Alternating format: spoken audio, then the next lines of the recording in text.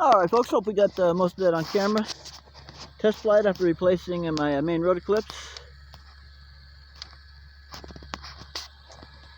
There we go, let me see what's happening here. There we go. There we go. Yeah, so after replacing my main rotor clips, that's a little fast. Let's tone that down. Let's tone it down. I like to have the rotor spinning a little bit for beauty shots, but there we go. So I replaced the main rotor clips on this model, which hold the main rotors to the rotor head on the main rotor shaft. I replaced the bent main rotor shaft because this here board that I was taking up from it's extremely slippery, and the backyard is extremely sloped. So when I got down to really low RPMs at the end of spooling down, sometimes she'd slide off the landing pad, and even though the rotors were spinning very slowly, they were still spinning, and I broke the two main rotor clips, bent the rotor shaft and stuff like that. So so now that's all been repaired. Do a little bit more. It's all been repaired, folks. And that was a test flight to see that she's flying as she should, and she sure is flying as she should. We got wind that's really gusty, meaning there's no wind, and then there's some wind. See that? Then there's a bunch of wind, and there's no wind, then it's going this direction, then it's going that direction. So it's interesting to, whatever direction wind's blowing when you take off, not necessarily the way it's blowing when you land. So I did a little bit of a crosswind landing there. But she flies fantastic. Now I had a little bit too much rotor deflection. We'll shut this off now. Hold on a second. I had a little bit too much rotor deflection initially, and so I was getting some yo-yo, some because I had just too much deflection. So I backed off on that using the I'm going to shut this down. Throttle cut on. Went ahead and backed off on my rotor deflection mechanically using the linkages here. Yep, I did. But I left myself with more rotor angle than stock as the neutral point because I'm getting better performance.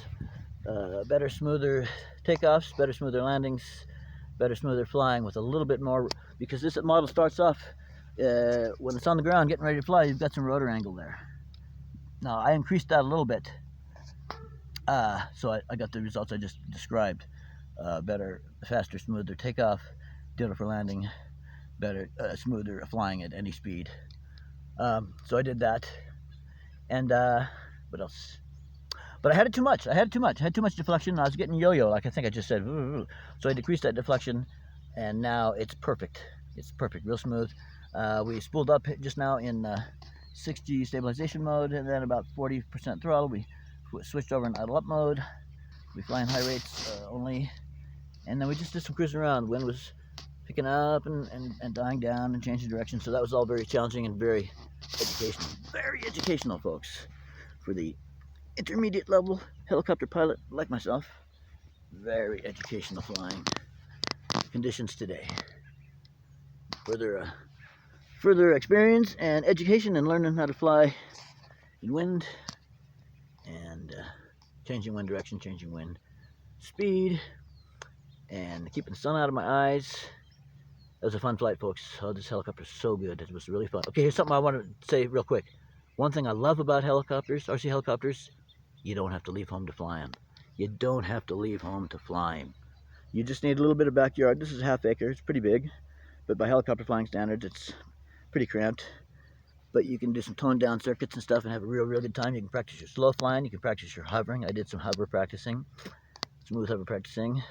So you can have a whole hell of a lot of fun flying something without leaving home. Yep, you can fly something great without leaving home by flying your helicopter or helicopters.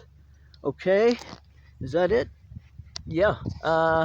If you have this helicopter and you want to know how to do maintenance and or repair work on it in the future, or you're considering maybe getting this helicopter, watch my video about the repairs that I did. I show exactly how to replace the main rotor clips, the mast head on the main rotor, the what else?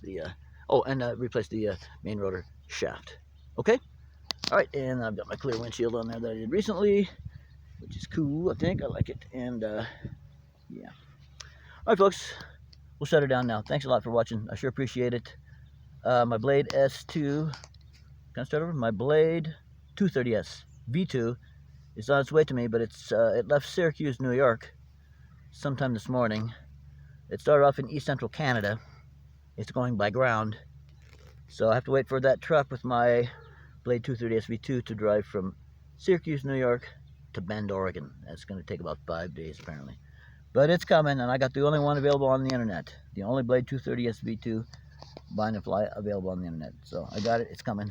So we're going to add that copter to our Rotor fleet. Thanks for watching. Thanks for subscribing. Thanks for your content. What a beautiful hobby, full of beautiful people. All right, signing off in 2019, 18, 17, 16, 15, 14, 13, 12, 11, 10, 9, 8, 7, 6, 5, 4, 3, 2, 1.